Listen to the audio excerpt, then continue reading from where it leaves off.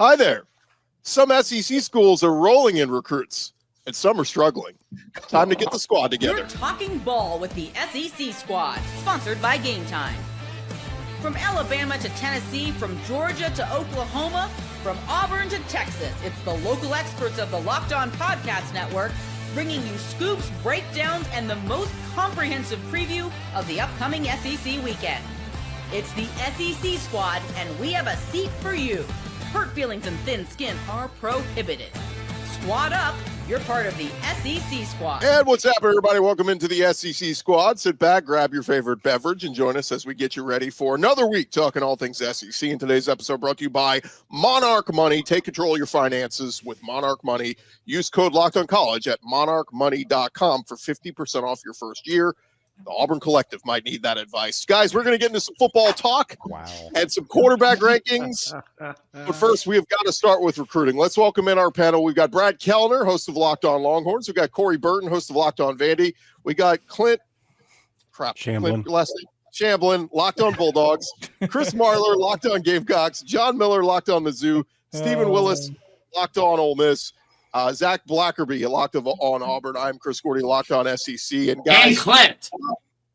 Yeah, sorry, Clint doesn't have his last name on the screen. He's Shakira. There are some SEC schools right now, speaking of Clint, that are red hot on the recruiting trail. Schools like Georgia and Texas A&M and Alabama are racking up recruits. And then there are schools like Mizzou and South Carolina that are slow to get going. And then there's Auburn. I'm happy Zach Blackerby is here with us this week. Man, I almost didn't come tonight. Zach, what's going on? Like every recruit. I don't know, guys. It's super frustrating because like the easy narrative is you got to win. You got to win. And that would be fine if Auburn was losing to Georgia and Alabama, but they're losing commits to FSU, who's obviously coming off of a 2-win season. They just had a really talented receiver, Denarius Gray, flip to Kentucky. Once again, this is a football player, not a basketball player. And it's, there's been other guys that they lost out on a lineman to Nebraska. Steven used it a show on J.C. Anderson. Is that his last name? The tight end. So like Auburn's been in the top 3 for all these guys, but they're not closing for sure, and they're not holding on to the guys that they have. So is it just the winning and losing thing? I don't think so. I think it's deeper than that, but I don't know what the answer is. Well, Hugh's trying to get his handicap down a spot, right? I mean, he's playing a lot, supposedly. Oh my goodness, man, Gordy, you came ready to go. I mean, that is not to go for this. That's AI, but that is not very far from reality. That looks like the cover of PGA Tour 2026. I love it. For those listening, we got a graphic up. It's the new EA Sports Auburn golf game with Hugh Freeze. Oh, I thought it was Droopy Dog. My mistake. Dude, they really captured how dead behind the eyes he's become over the last couple of years. That is perfect. That's where we draw the line. That's where we draw the line. Let's take a look at. We're recording this on Tuesday. Let's take a look at what the ranking classes look like right now. Again, this could change by the time you're listening or watching this, but Georgia's sitting up there top, A&M, Alabama, Tennessee, Texas, LSU, Florida, Arkansas. They're all in the top 21.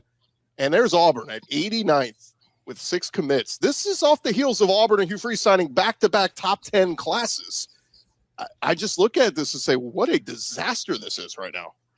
Yeah, and I mean, as we discussed, I wish Eric Kane of Locked On Vols was here, but I mean, there's some traction of Auburn's top guy remaining, Hezekiah Harris. He's an edge defender, in-state player. Tennessee feels good about where they're standing with him too. So I mean, it's not great. It's certainly not great, and it's very frustrating because it's such a big 180, and it's not even a 180 from year to year. I mean, you look at what Auburn did in the transfer portal. I mean, not that long ago with Eric Singleton and Xavier Chaplin and Mason Murphy. I mean, they got some of the top transfer guys at each of their respective positions that they were needing. So then the question is, like, did they spend all their money on the portal? And then other guys are, because that seems to be the report that you keep hearing is like, I mean, that was definitely one that was pretty more public with Shadarius Tootle, Clint. The offer that Georgia made was significantly better, was the phrasing that I heard. Same with Denarius Gray to going to Kentucky, that Kentucky's offer was better. And that's a problem. Like if it truly comes down to like NIL resources, and this is kind of the narrative that's come around Auburn recruiting, that's a problem. And it's totally different from everything we've seen under Hugh Freeze up to this point. Yeah, how big is that Baylor game, by the way? If that Baylor game let's goes talk about sideways. the Baylor game. Yeah, it's big, no doubt. No doubt about it. Yeah, with what is going on, if Hugh Freeze and Auburn loses that game, it could be a nuclear mushroom cloud. The panic that would go around the Auburn fan base, it would be crazy. It would be That's crazy. the one saving grace. Like, he hasn't been winning on the football field, but the one saving grace every Auburn fan's been like, is like, well, we got top 10 recruiting class. Future. It's the future. And like Auburn's roster, I think is pretty solid right now. But let me hold on, Zach. Let me just do you a favor. Since your birthday was yesterday, at the time we're recording this, sure. I'm going to be the voice of reason here. Also, I would like to apologize to Hugh Freeze for the comment about his eyes. If you're listening, which I know you are, a big fan of the show. Anyway, Zach, the first thing I thought of was it screams like, are we out of money? Like is Auburn out of money because of how much like they put into the last 3 cycles of the transfer portal and also the high school recruiting, the kids they brought in? Which is fine, but like also the players you're losing, it sucks. But this is probably the deepest roster and team that Auburn's had in the last 10 years, right? Like the best offensive line they've had probably in the 15. You have like a top 3 receiver room. The defense is going to be good. Like I think you're set for this year. So panicking in June, it feels kind of like a little bit like a fool's errand to do, even though all fans do it. They should have a really, really good chance to be the best team they've had in at least since 2019 this year on the field, which will obviously help all the recruiting. Yeah, but one of the things that they're also paying out is coaching. Like how many coaches have come, they're paying them. Like if you start looking through what Auburn has paid out, that is not on the recruiting trail. That is not on this new July. Now we're entered, $20.5 million that you go ahead and get out there to the football team. Auburn's been paying out to run out coaches for some time. It has to infuriate up. That's the kind of culture that sure you can try to get it back on the field this year. And I do think Auburn's going to be improved. I do. I'm with you, Marlon. But at the same time, you look at the longevity of the inside guts of the program, and this is a symptom of a reeking, rotting culture in there that has to change. Like I don't know who it is. I don't think it's all huge, but it's somebody Jimmy in Rain. there. I think that's a little overrated too. But I mean, when you look at I agree, Clint. I agree. But as far as the deals, I don't know about the culture, but as far as those individual deals that you're still having to pay, sure. But like, are you not going to pay Gene Chizik after winning a national championship? You do. I mean, Gus Malzahn, I mean, let's think about the context of that. There was all that buzz about him leaving for Arkansas, and he had just beaten back-to-back #1 teams in the span of 3 weeks. No other team has ever done that when they beat Georgia and beat Alabama, and they kind of dominated those games. Like, we've never seen that in this era of college football. Like, you're not going to pay him? Like, you're going to say that that's not They worth did win the keeping SEC. Now, the issue is like Brian Harsin, like the Brian Harsin hire was atrocious, and it was awful, and it's still hurting us. The potato famine is a real thing. How long is that going to be the case, though? I mean, Hugh Freeze is 11-14 in the last 2 years. He's 1-8 against ranked teams. Yeah. The scary part for Auburn is that they should be improved no matter what this year, but they could get out of September 2-3 and still have Georgia and Bama like on the horizon, which is a nightmare. Listen, in 2014 and 2015, Hugh Freeze beat Alabama. Ole Miss was riding high.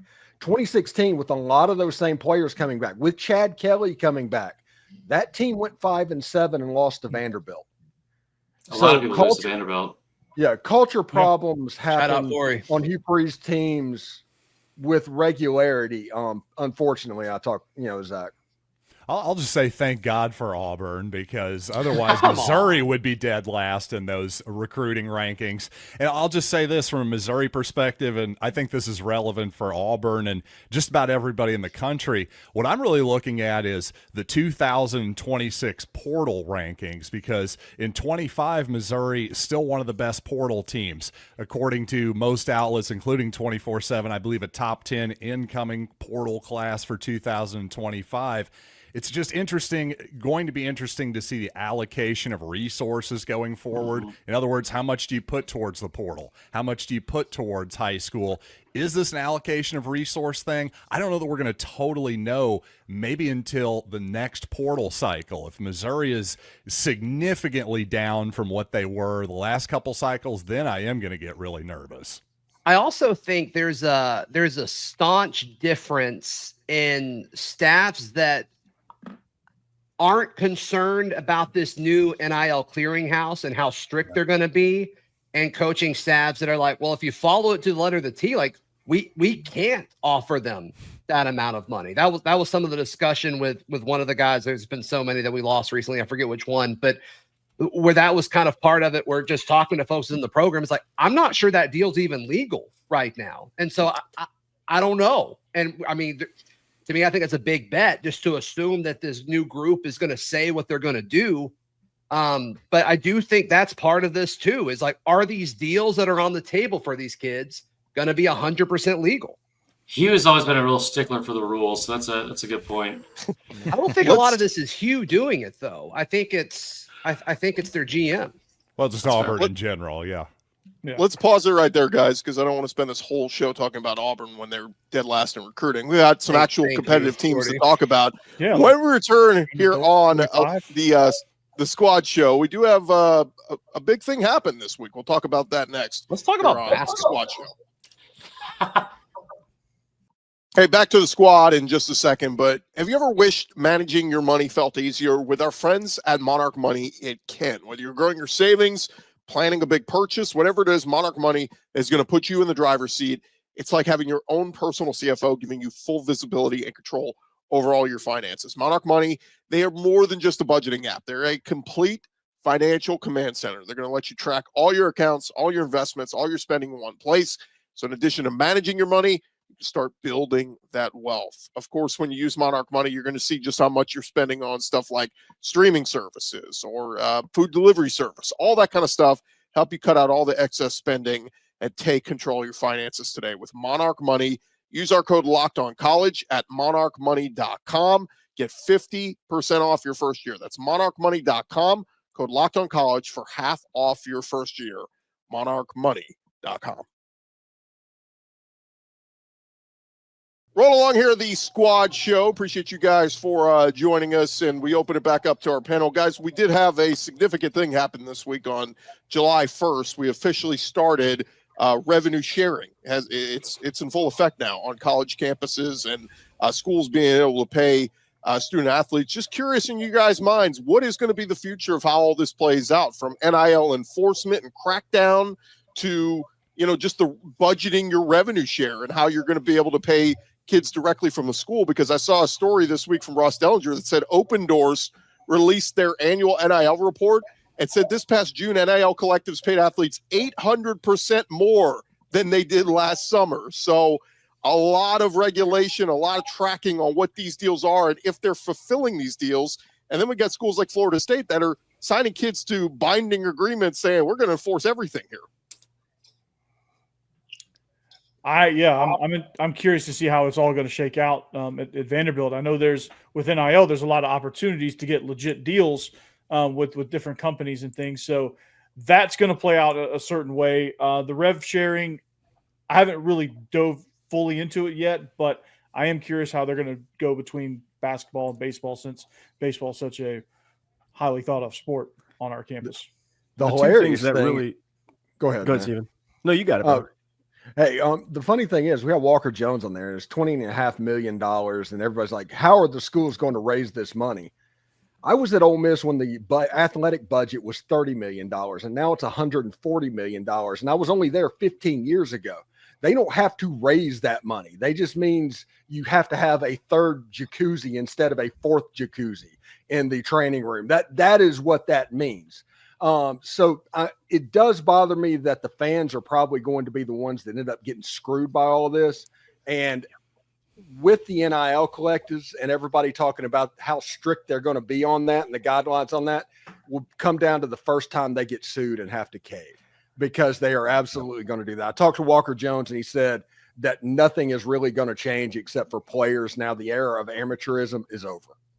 That's right. The two things I'll be very curious about. The first time, for whatever reason, this clearinghouse aspect says this NIL payment that school has made to this student athlete doesn't count. We're actually overriding and say it's not going to clear. When that first one hits, that's going to be the litmus test, right? And for whatever reason they decide, because again, to this day, the NCAA is a useless organization that has yet to do anything meaningful in the last 5 years. And so when they decide to put their nose into this, well, yeah, I was being generous. You're right. I'm sorry. I should have been accurate much longer than that. That's going to be the first litmus test. The second litmus test to me is going to be when certain athletes are reported, like all the big hitters in the SEC, for only a certain couple thousand, because they're getting lucrative deals as they're being liaisoned over to other companies and other people to say, we're not going to have to report this. We're going to be a middleman for all these other things. And we're going to use our 20.5 on the book, so to speak. It just makes more loopholes for people to work around. But that first suit or first one that says, no, we're denying this NIL, that's going to be the big one. Yeah, that feels like the multi-billion-dollar question, right? Does this clearinghouse actually do anything? Do they try to make an example of a big school? Do they go after a Texas? Do they go after a Georgia? Do they go after a Bama and go after them? Or are they just like, hey, little San Diego State? Or it feels like SMU always gets punished by the NCAA. Hey, SMU, we're coming after you for something. Like, are they actually going to go after the big dogs fairly, or are they going to kind of do what the NCAA did and just pick and choose random schools to set an example? That's, I think, something we're all curious to see. I promise they won't go after Bama. Definitely Mizzou, for sure. Don't even start here, Zach. Don't even start with that. Just a prediction. I mean, I feel like there's a bunch of people, like a bunch of different teams, like that they are not going to go after, like Ohio State, Texas. The scary part here is that like those schools that are already rich are only going to get like infinitely richer. But I mean, I'm with you. Like the idea that Deloitte is somehow going to end up being a consultant on this, and they said in their initial, I guess, proceedings, when they were going over this, 70 to 90% of the overall contracts they saw from last year would not be approved by the new guidelines because they were just clearly pay for play. 70 to 90%. Well, those are the ones through the collectives. The actual NIL deals, they said like 90% of those were fine. So what becomes here is they want real enforcement on NIL. If you agreed to do a commercial promoting a product, make sure you're promoting the damn product and you're doing what was guaranteed. That's what the whole thing was when they were telling Johnny Manziel at the height of his fame, no, you can't do an autograph signing. You can't do anything. It's like, let the dude make what fair market value is. But here's the crazy part, guys. Define fair market value. If someone's willing to pay you $8 billion for your services, isn't that fair market? That's if that person's willing to pay you this money, that's fair market. Right. Gordy, I was told that this has lawsuits written all over it. And then what happens? Yeah. I saw go ahead, Gordy. Well, I was just gonna say, like in baseball, I think it's gotten crazy in MLB, like these ridiculous 10 and 12-year deals. They're stupid. They don't make sense. But the commissioner doesn't step in and say, hey, that's not a fair market deal. Like if a billionaire with stupid money wants to be stupid with their money, let them be stupid. Like if they want to pay a 17-year-old who's never played a down in college football $1 million, that's your bad investment. Or maybe it's a great investment. Who's to say? That's kind of the whole point. What is the market? Exactly. That's why I think ultimately, this is just my opinion at this moment, I think this clearinghouse is not going to have a whole lot of teeth because, as has been alluded to right here, there's a lot of legal possibilities here. I don't see it. That's just me. Yeah. How do you define fair market? Like I think, it's going to be a race between all of the legal departments of these various athletic departments to see who can figure out the best way, the best loopholes, the most lucrative ones, the ones that can get you the most victories. Quite simply. But we have seen this in sports. This is arbitration in Major League Baseball. Right. A team says, I'm going to pay this or I deserve this. And they say, well, no, you got to go to arbitration. And we determine what that fair market value is. That's what we're going to determine. Where does this clearinghouse land? Major League Baseball has a players union. That's the difference. They do. And this is what I'm saying is, we're going to determine. That's why like the first or second or third one comes out. They're defining how to do it. Because if the first school they come up against is maybe the Ohio State or the Texas or the Georgia, and they just say, screw you, we're going to keep doing it and like come after us, like do whatever you can and we'll fight it out in court, but we're going to disregard you. Okay, that lands on one end of the spectrum. The NCAA tries to throw away whatever they can, which is not much. then we say, okay, now it's sliding to another way. And does it inevitably become a players union? Like the Northwestern kid from 10 years ago wanted when he came out and started this whole thing. Well, they've also like become like deduced from like being like the police of the situation and monitoring everything to basically hall monitors with no real power and are just kind of still etched up on this like little, pedestal that they think that they are still governing the entire existence of the sport. I think you're right, Clint. The first thing that's going to happen is they're going to tell someone, hey, that guy's not eligible because he got paid too much money for blah, blah, blah. And Ohio State or Texas or Bama is going to look at him and be like, we don't care. Like, we do not take you seriously. You're not important anymore. Well, let Sankey go filibuster about it, and we're going to play this weekend. I think it's going to be interesting to see who the court of public opinion, which side it comes down on, as far as we're talking about potential legal battles here, essentially between the players and the universities, the ADs. Is the public going to side with the players? That's been kind of the trend in pro sports, but this is really different. We're talking about really overhauling an entire sport here, more or less, and how it's worked. I don't know. It's going to be interesting. That's all I'm saying. That's a fascinating question because, I mean, you talk to a lot of the like college football truthers and traditionalists, which is a big chunk of the fan base. Of course. Big chunk of our fan base. I think it might be a situation where the public opinion, I mean, I think it's going to be split for sure, but I think you're going to see a lot of people saying like, yes, please fix the sport that I love because this isn't working. No doubt. Well, the one thing I think that's not going to happen, I've talked to some people that know, some people said, just make them all employees. There are so many problems going down that road if you have to pay them salaries. And if you're a state school, guess what? They're suddenly a state employee. You now have to have holidays off, federal holidays. Like, there's a bad, dangerous road to go down with that. Can I also say, teams like Notre Dame, this won't fly for football players to be employed by the University of Notre Dame. There's only certain coaches that go to Notre Dame because you have a character clause that is in the school that when you become an employee, you must sign. And certain coaches said, I'm not going there. I'm sorry. I can't agree to it. You think that now what happens? Now do you make an exception for those employees instead of the other employees of the school? It opens up. This is a madhouse that nobody thought of before NCAA decided not to care about anything and let it get to this point and get Todd Gurley for getting $400 for an autograph. Like, this is the paved road that we end here. It's craziness that we're going towards. Also, you imagine Brian Kelly value for a Todd Gurley autograph at that time. Would you say, Clint? What'd you say? Fair market value for a Todd Gurley autograph at that time. What would you say? At that time? Oh my gosh. I think that could have sold for an autographed jersey. Todd Gurley probably could have sold in the hotel lobby for $1,500 easy. Yeah. Like, so is that fair market value for Deloitte? I don't know. What would they say? That's right. And he could have charged $100 a head. Like, line him up and crank him out. Good for him. Right, this has been a very serious conversation. When we come back, let's have a little bit of fun. The NCAA video game college football is a week from coming out. They put out their quarterback rankings. We'll take a look at where the SEC quarterbacks fell in that category coming up next. SEC squad talking more ball. And fellas, if you missed it, we're a little over a week away from the next iteration of the college football playoff video game coming out. And by the way, Zach, good news, the basketball game is going to come out in 2028, so you'll be able to play with Auburn in that game. Thank goodness. But the quarterback rankings came out. I'm curious what you guys think of these rankings. Coming in as the three best quarterbacks in the game, they have Cade Klubnik, Garrett Nussmeier, Drew Aller at 92 overall. Rest of the SEC, Lenore Sellers coming in at number 5 at a 91. John Mateer, also a 91 overall. Arch Manning, a 90. Guys started 2 games in college, and then DJ Lagway at 90. So overall thoughts on where some of the SEC guys rank in this list? I like Lenore Sellers being up there. I'll say that. I'm glad he got some respect put on his name. And I will say former SEC guy Carson Beck, probably the most overrated guy there at 91 to me. Ooh, I would disagree. Dude, he is going to put up ridiculous numbers when he goes to... Is he healthy?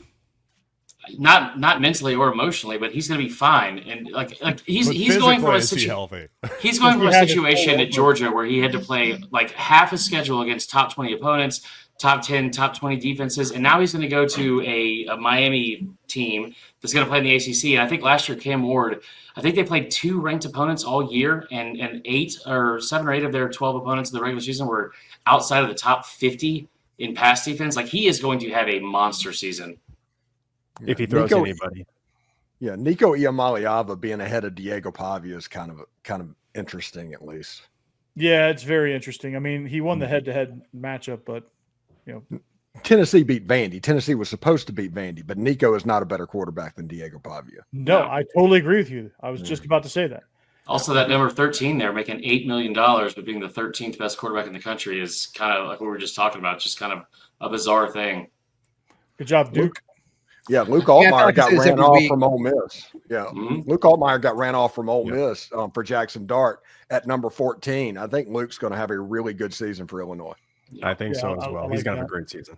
I think John Mateer and 91 overall. I think that might be a little high, but he's probably going to be very fun to play with in the game because he's so mobile. So that should be I'm glad we have Brad Kellner here. Go ahead, Corey. I was going to say very mobile in a quarterback-friendly system, too. That's going to be fun to play with. I want to ask Brad this because, Brad, this has been a big topic of discussion the last few weeks is what is Arch? He's getting so much hype, so much love. Everybody's loving on him, but do we think it's a little over the top? Where are we with Arch?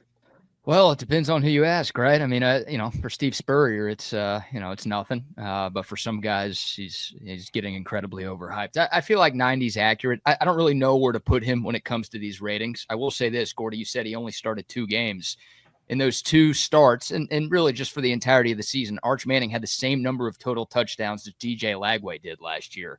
And Lagway started 5 more games than Florida did. So that's not like, oh, Lagway's bad. I think Lagway's really good. That just shows you what Arch Manning was able to do in a really small sample size. So the people who say, oh, he hasn't done anything, he hasn't played at all, like when he was on the field, he put up good numbers, but of course he hasn't played a whole lot. So he's one of the toughest. He's one of the toughest people to judge in college football. Right? Okay, you just hit my nerve. You just hit my nerve because this is lunacy.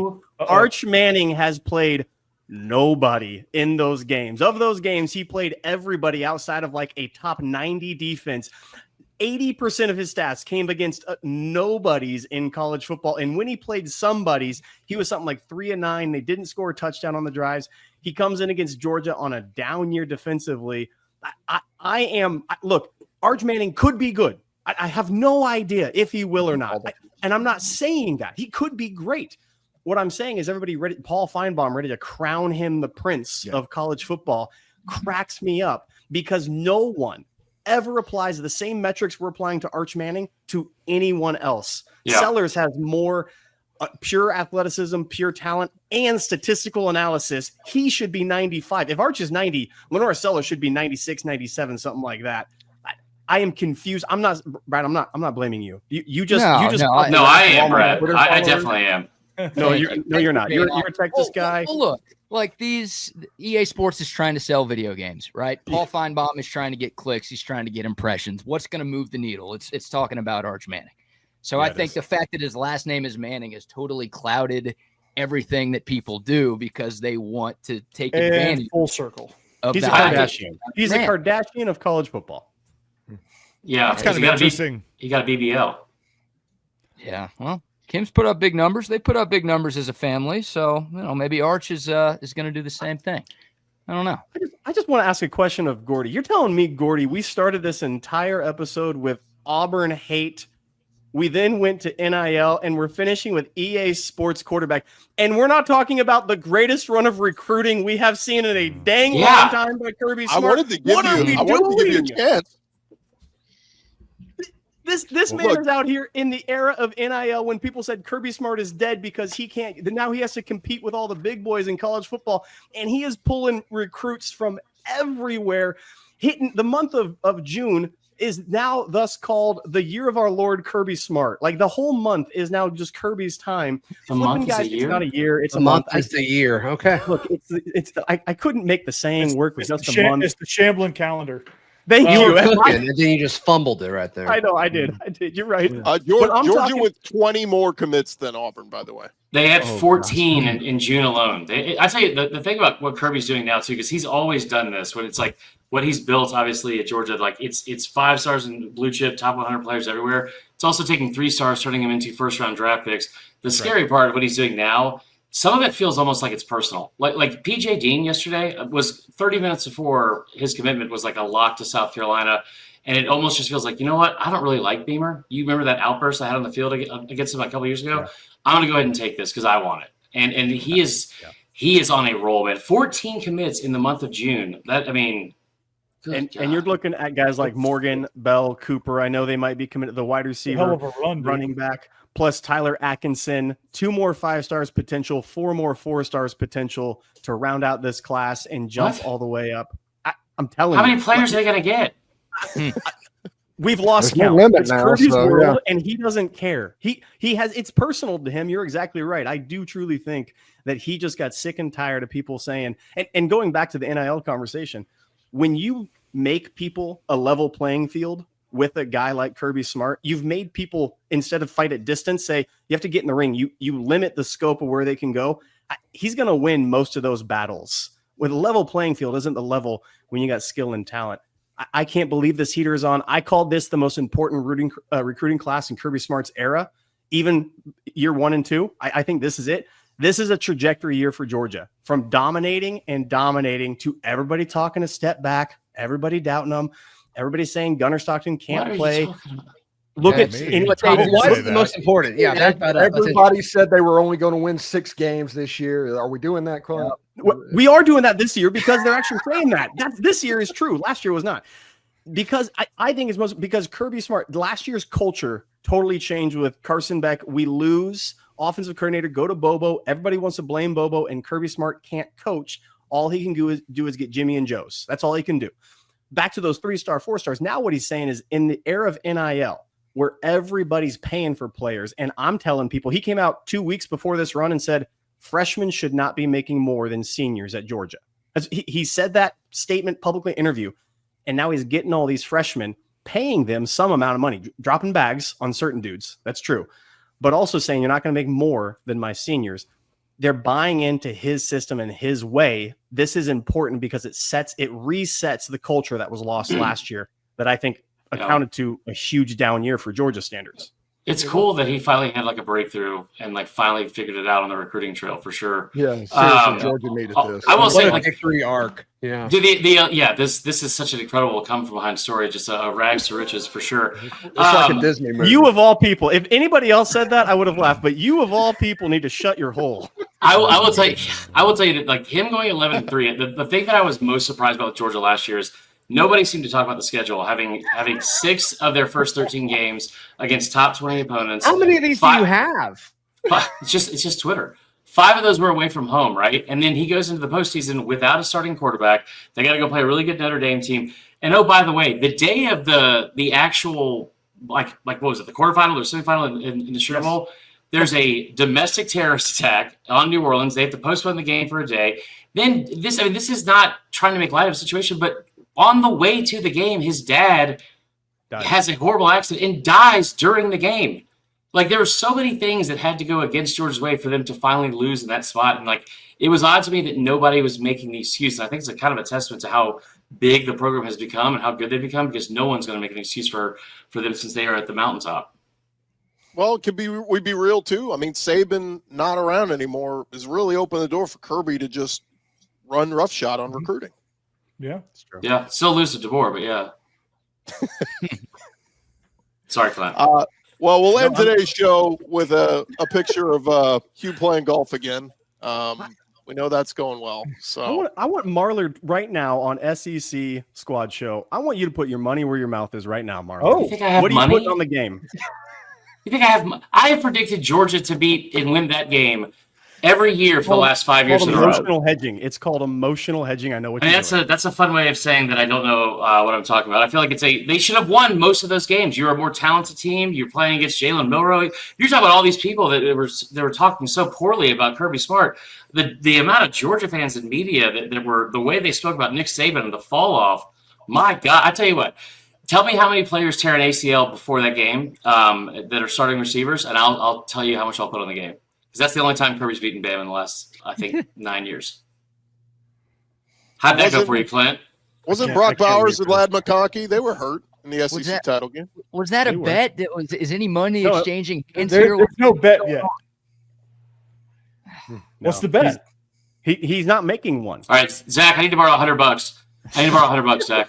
Clint, it's $100. 4-1 odds. Zach is not pleased. Zach's like, I'm not doing that. Yeah. On a side note, Vandy beat out Coach Prime for a recruit today, so that's cool. Let's extend the show. I want to thank John Miller because I think it's really cool that he wore a Janai Broom jersey to this recording. Did he really? Yeah, it's a throwback too. It's from 72 and the year he was born. That's never mind. Sorry. Well, one of our as we close fathers. this out, hopefully you guys are listening to this or watching this, getting ready for the 4th of July. And Zach Blackerby wore his 4th of July America shirt. Brad Kellner, in honor of July 4th, wore a Domino's shirt, so that's good. Nothing better than Domino's pizza in a pool party. Gordy, why don't we go around? All of us say our least favorite country just to kick off July 4th. You know what I mean? I'll go last. You start. I tell you what, I don't love Greenland. It doesn't make a lot of sense to me, for one. Also, Peru's kind of confusing. It's just like the entire west coast of South America. What are we doing there? Or is that Argentina? I don't know. It's not Peru. It's not Peru, right? Yeah. It's Chile. So I'm still stuck on the. It's not Chile. Chile was in TLC. There's a lot of things I think geographically speaking, we have a lot to fix. We don't need 2 Dakotas. You are fascinating. You just exist, Marler. Yeah. Thank you. Like you as a human just exist. And Cal and Stanford should not be allowed to charge for school if you are in the Atlantic Coast Conference. Stanford and Cal should absolutely not be able to do that. But back to the Dakotas. We don't need 2 Dakotas. By the way, I was just in California and I was on Cal's campus and I could see the Atlantic or the Pacific Ocean from Cal's campus, and they're in the ACC. It's in the bay. Yeah, it's a good point. Pretty crazy. All right, I'm getting the red light. We got to wrap up. Remember to follow and subscribe to your favorite SEC show, whether that's Zach Blackerby with Locked On Auburn to hear about how they suck at recruiting, or if you want to hear Clint Chamblin brag about the Bulldogs and have the best recruiting class in the SEC. You could do that as well. Or, if you want to just listen to Chris Marler gush about the Gamecocks, or Corey Burton talk about Vandy beating Colorado in recruiting, or Brad Kellner gushing over Archmania. It's all there for you. And, of course, Stephen Willis. Check out his new set with Locked On Ole Miss. All of these shows you can find wherever you find your podcast, part of the Locked On Podcast Network, covering your team every day. Wow, I hated all of that. I hated all of that. Yeah, you hate fun? What just happened?